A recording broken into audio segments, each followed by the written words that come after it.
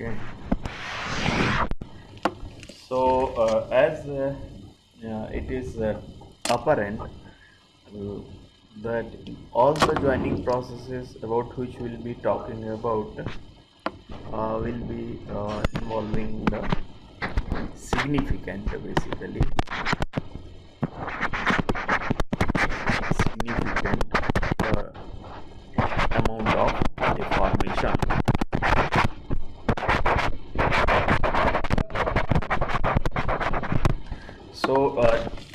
So, can you name the processes? Any process where this kind of feature is involved? Are you aware of any joining process where the significant amount of the deformation is involved?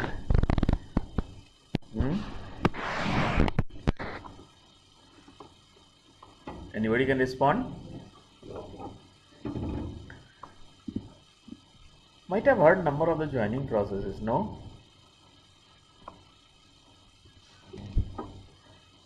No, that is already there in our syllabus, FSW or the allied processes. Likewise, there is a force welding also. I think these are the things which are mentioned in your syllabus. These are the two categories: friction assisted and the force welding. Okay, so what is the prerequisite then for use of these joining processes? Prerequisite means what should be the characteristics in a metal to apply this kind of joining process.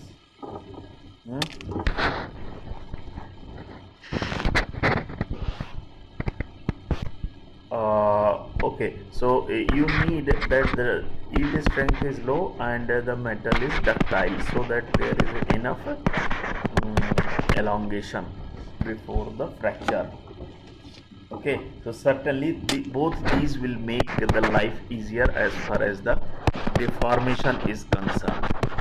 And once if you can deform to the greater extent, then certainly the joint can be developed with a greater ease.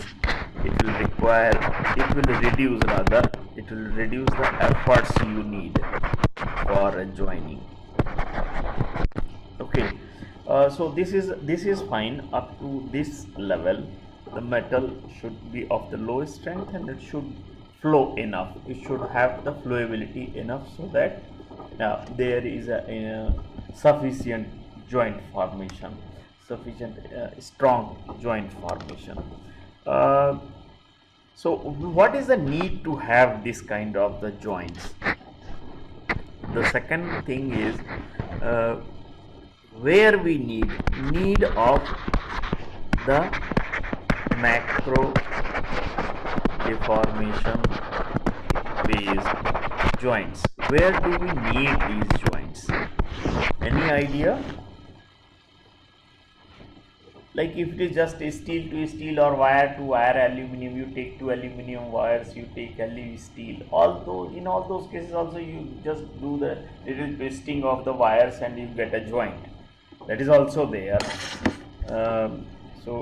But you know, in these joints, whenever there is a flow of electric current because of little looseness, you will find a lot of sparking and the things may not work. So you do a lot of other the forced joining approaches. So here, apart from this wire kind of thing, any other application which will be compelling us to use the macro deformation based joints, or to develop the all joining technologies where micro based deformation is involved. So there is a need of some kind of the driving force. What is that driving force? For undertaking, for first knowing about such kind of joining processes, then undertaking the research or developing the new such kind of the joining processes. So what is the need or driving force for use of such kind of the processes? Any idea?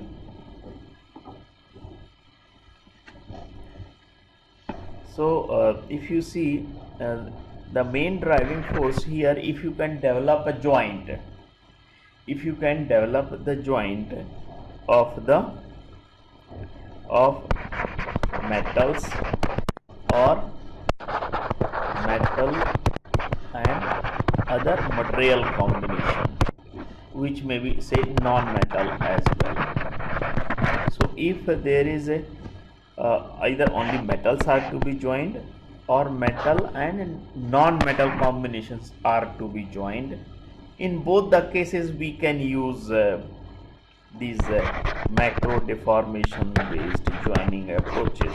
It is fine, but what we will be getting through these joining process that we don't get otherwise in other joining processes. Any idea, anything that compels us or that becomes a driving force to come out with unique joining processes which helps to develop the joint without causing much of the issues. So the thing is, wherever you use one metal or different types of the metals, or one metal with the different types of the non-metallic materials, still if you want to develop a joint which is strong enough, but it doesn't contribute towards the weight, weight or that is the dead weight, or it also helps to realize or increase the strength to weight ratio. You can say that is what can be achieved from a given joint if possible. So the combinations, when you are working with the metals either of the same type or different types, or you are working with the metals and non-metals, and these are to be joined together without much of the addition in weight. The joints are strong enough, and at the same time they also contribute to the good strength to weight ratio. So in this connection only, the metal of the different types or metal and non-metal of the different types need to be joined in number of sectors, which includes like construction industry, like very common in transport industry, like your cars or aircraft, or in lot of automotives. Then in healthcare industry, where you have to put bring in the different metals or different metal and non-metal combinations. So idea here is, wherever these combinations are used, especially in the transport sector, and wherever you find that the weight is a primary concern, so there it becomes important to use such kind of the approaches where such either dissimilar metal combinations and metal to non-metal combinations can be joined very efficiently.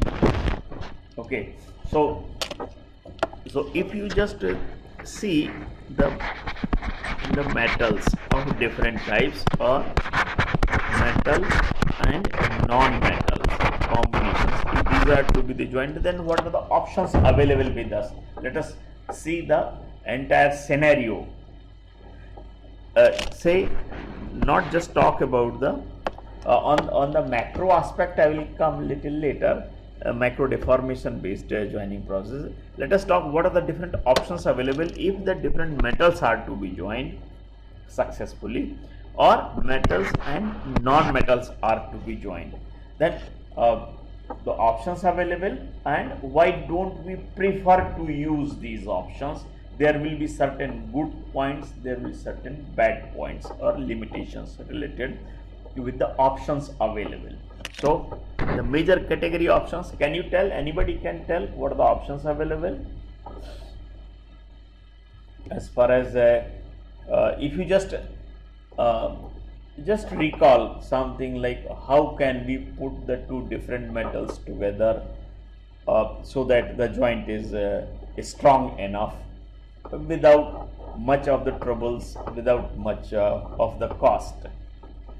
Okay, so what are the options available with you? The one and the simplest one is probably you can say, let us use the mechanical fastening. Okay, so mechanical fastening is one which is very commonly used for joining the different metals or metal and non-metal combinations. Then there is adhesive joining. Adhesive joining also can be equally good for joining of the different metals which are not compatible with each other or metal and non-metal combinations. Okay, then there is a third category where you have the largely macro deformation, and fourth category that I can add is thermomechanical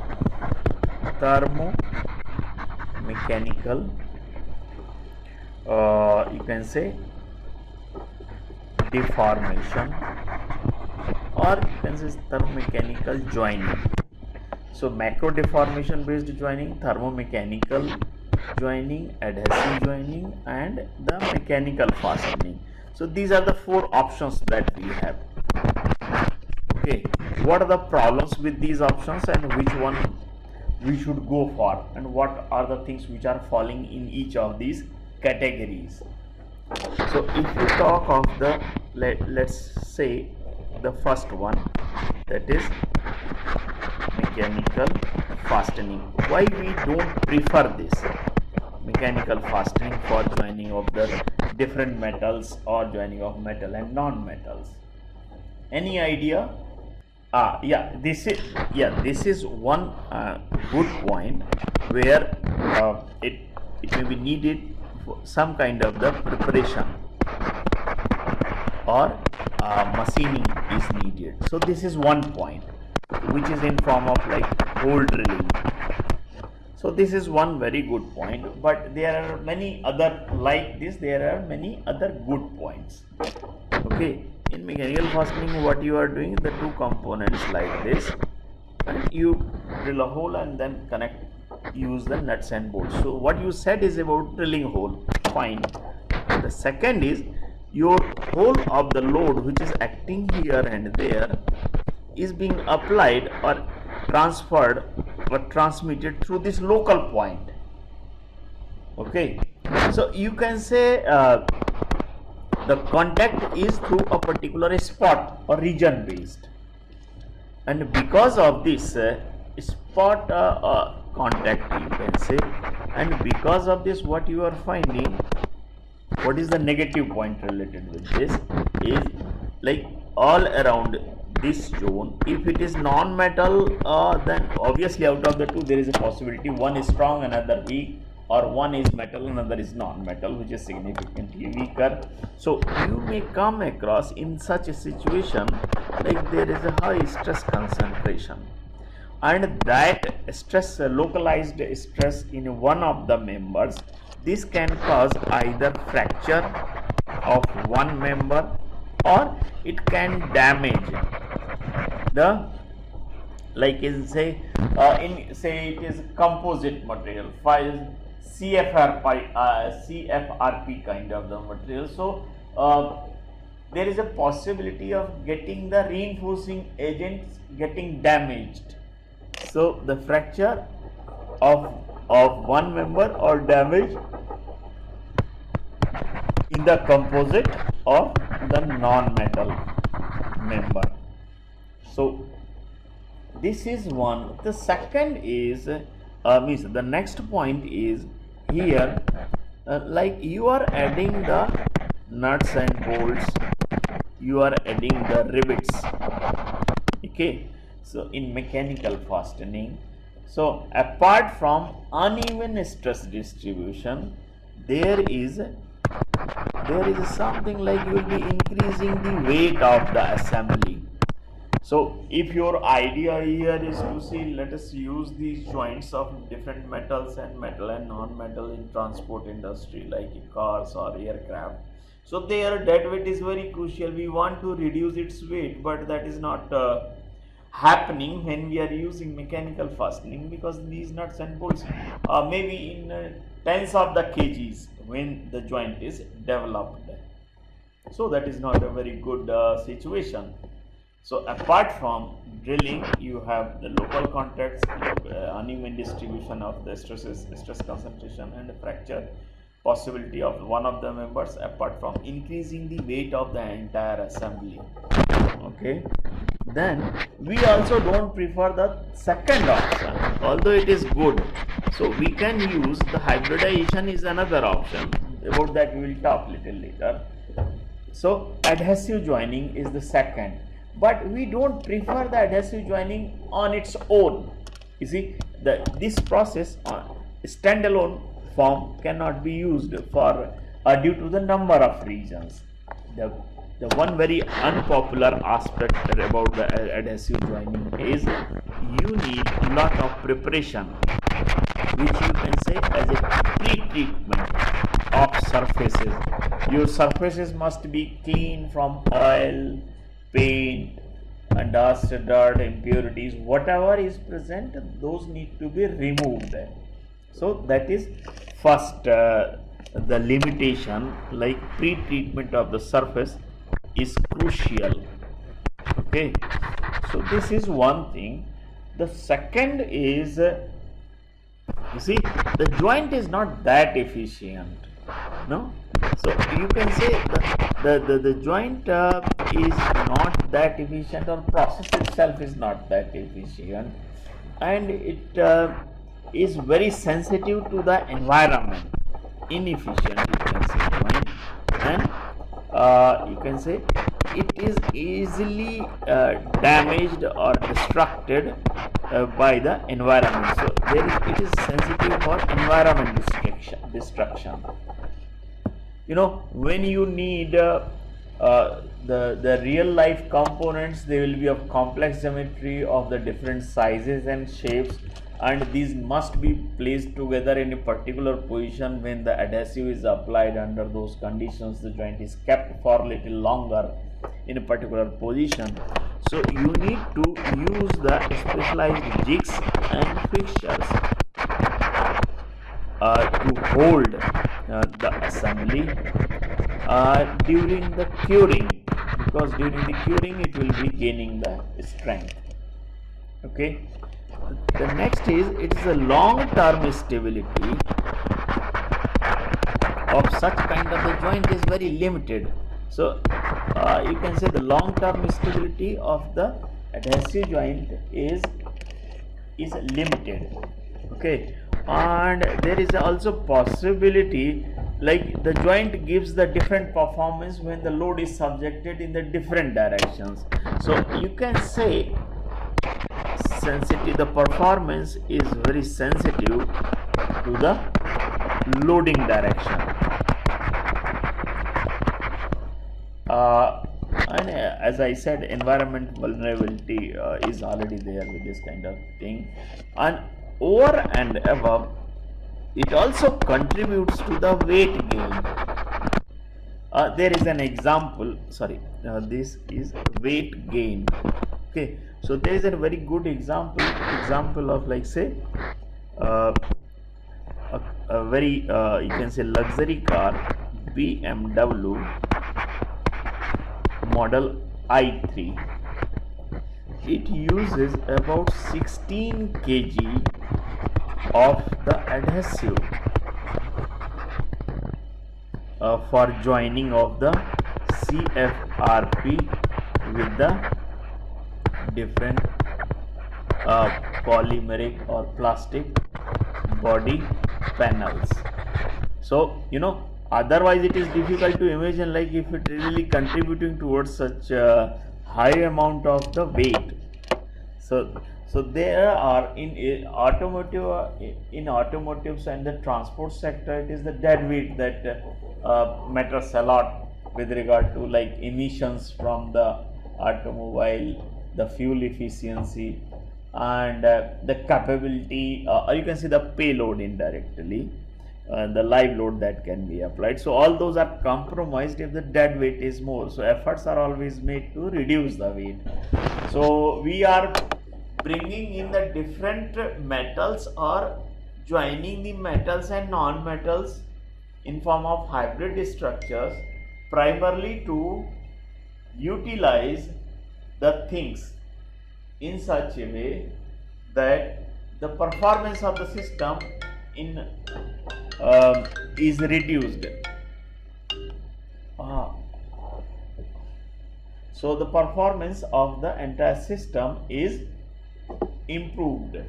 At the same time, the weight is reduced, efficiency is enhanced, and if that is not happening, like you are joining the metal and non-metals using the mechanical fastening like nuts, bolts and rivets, or you are using the adhesive joining, both are contributing towards the weight gain. So the purpose of bringing the different metals or metals and non-metals together in order to improve the efficiency and performance of the automotives, when we use these two joining processes, that purpose is getting defeated. Okay, so that is why it becomes important to use such kind of joining processes, which will help to, or which will allow joining without weight gain. At the same time, the joint is strong enough, reliable for the desired performance. Of course, the ease and economy, all those are definitely has to be seen. So we need to talk about those joining processes which help in this regard. Okay, so there are certain joining processes, you can say advanced mechanical fastening joining processes. Okay, so here is like certain processes, for example, clinching is one, self-piercing riveting. In these cases, you don't need much of the, separate hole drilling, and there is no addition of the metal contributing towards the weight gain. Okay, so what are those options that we have under this category? Okay, so these are the two broad categories, like clinching and self-piercing. So I'll just note down the different processes which are falling in this category. Okay, so these are like friction, self-piercing,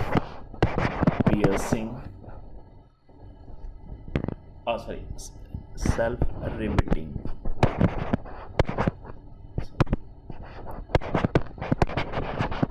Friction, self-riveting, then friction, riveting, then friction, stir lap, injection clinching,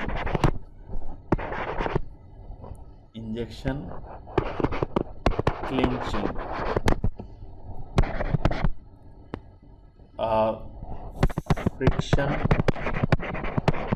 stir interlocking.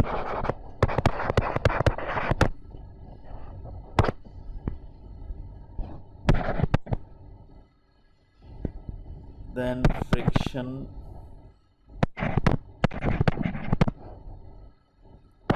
spot filling stacking. So most of these if you see, they are of the friction based, and there is one like injection based clinching. So the some kind of the frictional heat and the deformation heat will assist in deformation to realize the joint. Okay, so these, in all these cases, the large scale deformation or macro deformation is involved. So we will be talking about these a little later in detail. Then there is a last category about this is the thermomechanical joining. Thermomechanical joining. Okay, so in thermomechanical joining will be involving both basically the heat and the pressure. So there is a combination of like the deformation or the heat assisted deformation, like that. Okay, so in that category only we have like the laser assisted joining, then hot pressing, resistance spot welding, friction stir spot joining, friction lap joining. In all these cases, your the heat as well as the deformation both are used. Okay, now I want to use one PPT just to give you idea of like of these joining processes. This preliminary idea of the macro deformation. This is just like familiarization with the micro deformation based joining processes. So the need here is like you need to, in automotive sector, a lot of the hybrid structures are developed where the metal, non-metal or metal composite kind of the materials need to be joined together. So as I said, like here in both these cases, the first two cases, okay, in these first two cases, if you see the adhesive bonding and mechanical fastening, both are contributing towards the weight gain. But if you see in the advanced mechanical fastening, here the two components are getting deformed and they are, so this large scale deformation is facilitating the kind of the connection between the two, and this is the thermomechanical interlocking where you generate heat enough to cause the thermal softening followed by the deformation leading to the joint formation. Okay, so thermomechanical joining and the advanced mechanical fastening, these are the newer variants as far as the deformation or the solid state joining approaches are concerned.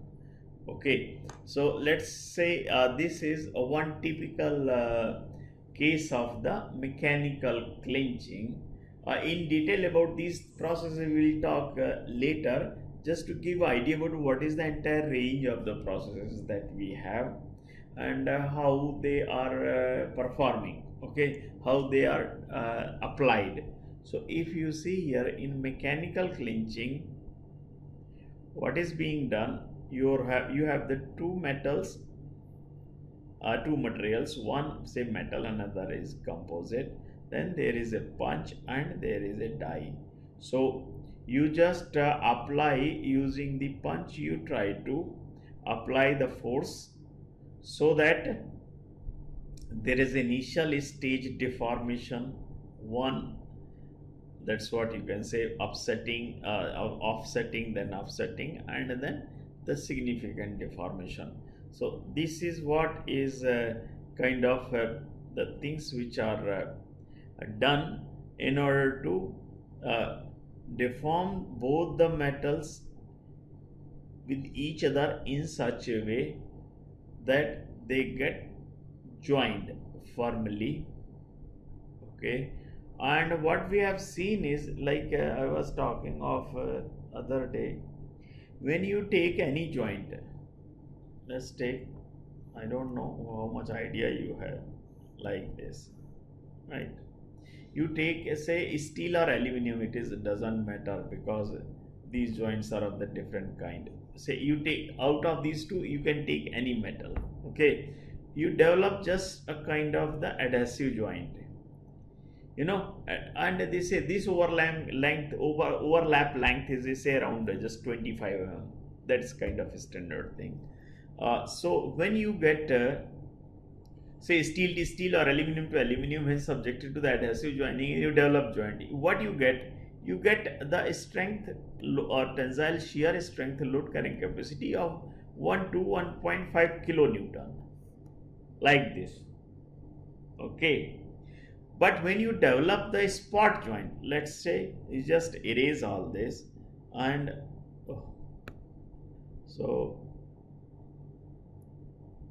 erase all this, and let's say now you develop the spot joint. Spot joint usually spot joint usually gives you the strength. Say this is the spot, if you make either of these steel or aluminum, because it hardly matters, the joint is going to be weaker significantly, so this that may offer you the strength of say 2.5 to 3 kilonewton. This is what we normally get. And when the two processes are clubbed, you reach around, say it is very common, like 4 to 5 kilonewton. This is the most optimum range. So now if spot welding or adhesive joining or combination of both is helping you to get the load carrying capacity of around 4 to 5 kilojoule, kilonewtons, this is kilonewton. So now this is the kind of the currently what we used to have, about which we are aware of. Now you compare it with the other kind of joints. So in any case, if the failure is occurring from the weak material, say whether it is the one metal or other, then, and if the failure doesn't occur from this region, from the joint region, which means you are fine as far as the joint is concerned. Let us forget about if it is failing from one of the base metals. If that is happening, you can safely say now your joint is much better and it is stronger than the base metal, and so the purpose of joining is achieved. But whether that is being realized or not, let's say in this case, when you perform a say tensile shear test, and if the failure is occurring from one base metal or other, instead of the failure from the interface or from the joint location, then you can say your joint is stronger than the base metal. Okay, so but when you take the different metals, say both the metals are strong and a lot of deformation has been realized, then you see the kind of this is the like say joining processes, which are how the joining is, how the load during the joining is applied, and the different stages are achieved. Now this one is a little different than what we have talked earlier. Here it is friction assisted hole clinching. So in this case, this is the metal. Okay, metal is going to get deformed because of this, and then there is a hole. You can see here there is a hole in the one of the materials. So when you apply, it will get deformed, and this hole of the aluminum has filled in like this. This is your second material. So in this case, obviously the hole of this kind will be left in between, right? but still the two members aluminum and CFRP, these will be joined together through this kind of the clinching approach.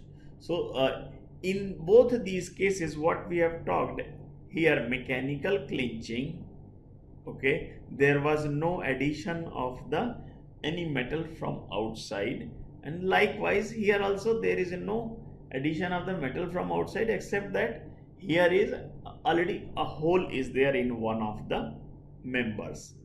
Okay, this is the self piercing, and this is very commonly used nowadays.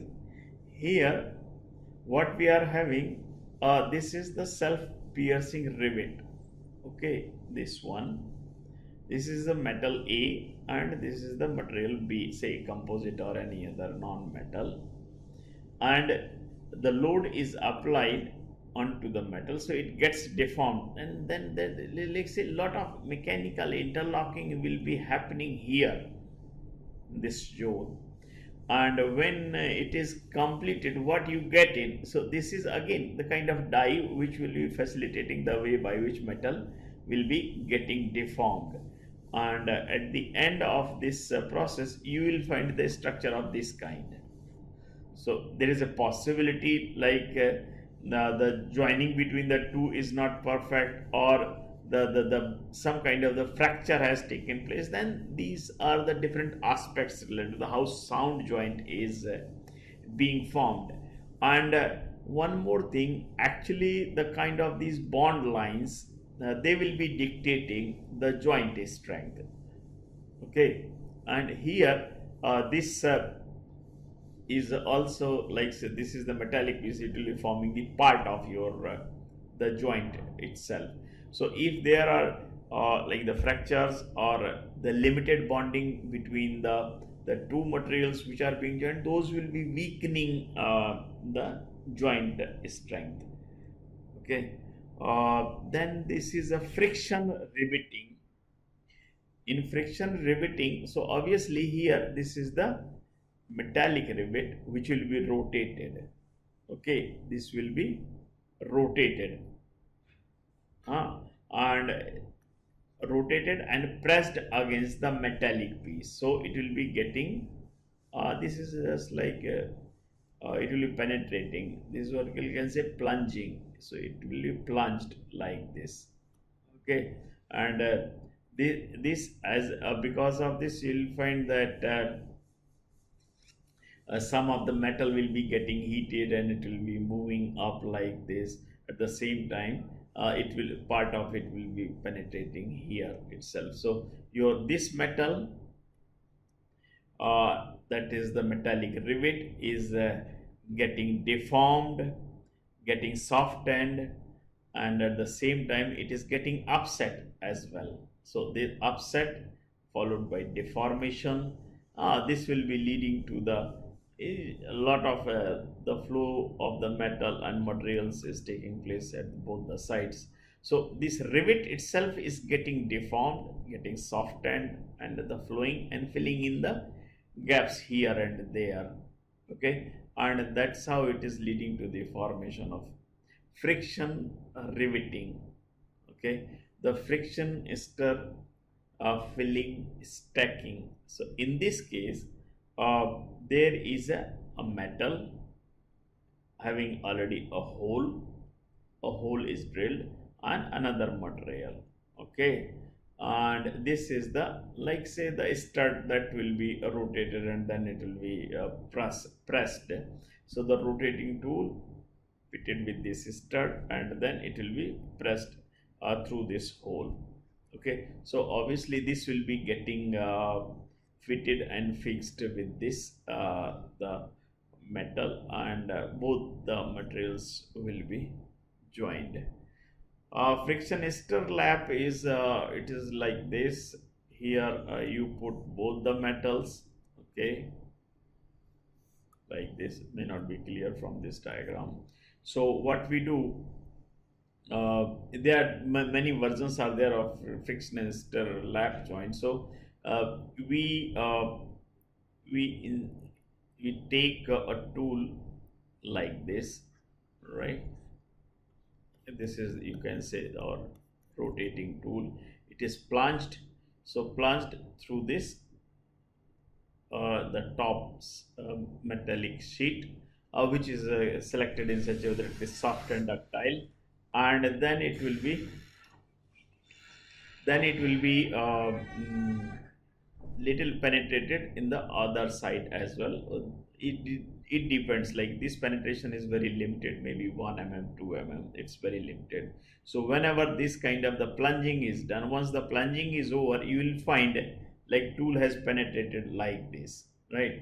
So this will be leading to the deformation of the both the metals, and some kind of the hook is formed at the interface.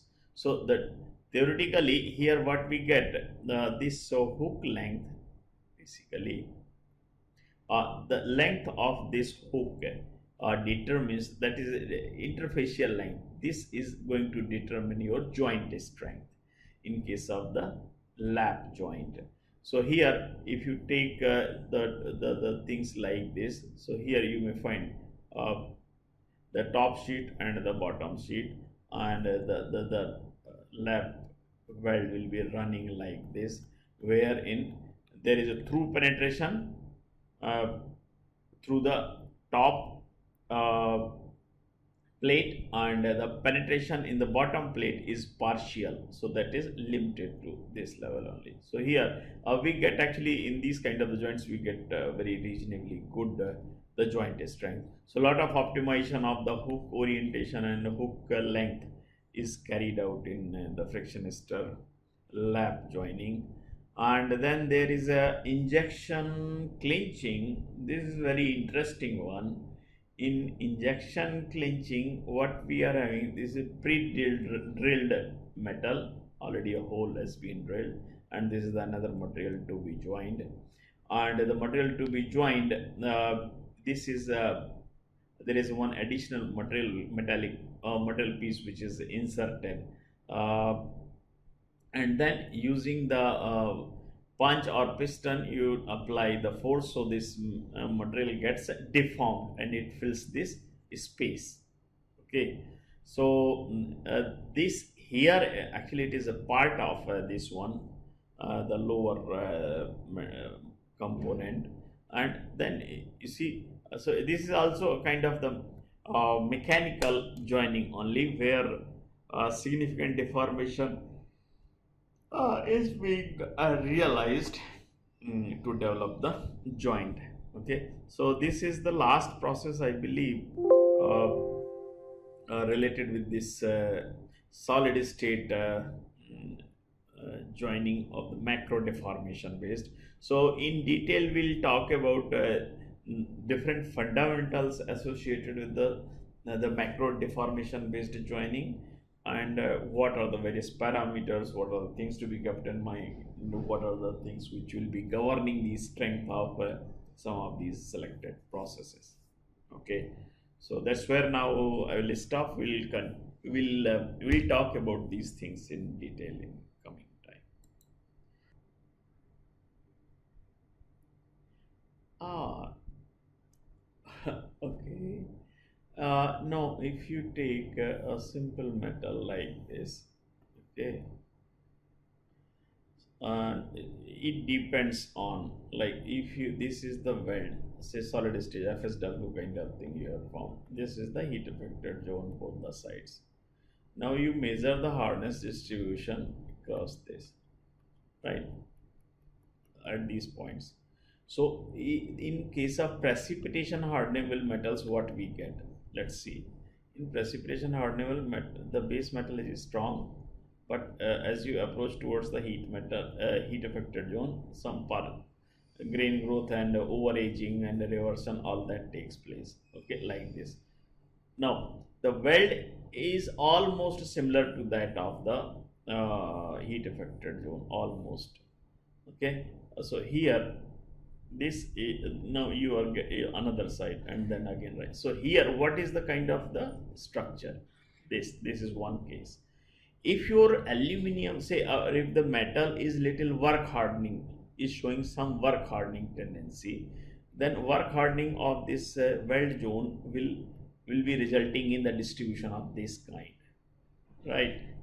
So if everything, whatever the hardening was happening here, if that has been eliminated due to the dissolution, okay, in that case you will find the flat. If there is a little work hardening taking place, then you will find this same. Okay, now if it is steel, steel is already hard, right? Already hard, but heat affected zone has got hardened and weld has got further hardened. So in steel you get this kind of the story, right?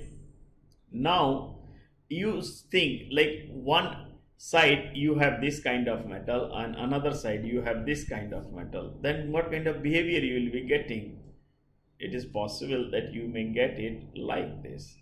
Sorry, you may get it like this. So one side it is getting hardened, then at the weld it is significantly softer than weld than heat affected zone. So these are two different things. This is the HH, this is the base, this is the HZ of one side, this is a weld, right? And this side what you have? This side your again the weld and then HZ. This is possible that steel may not contribute or participate in welding at all. So in that case this transition may be very sharp. You may have this kind of situation, sudden drop like this, and then so weld and then HZ. So it depends. So here there is no W shape. No? W shape will happen only when your metal is symmetric.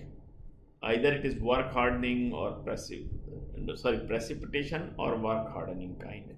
Because in work hardening at least your weld is getting stronger and the HZ is getting softer because of the recovery and grain growth.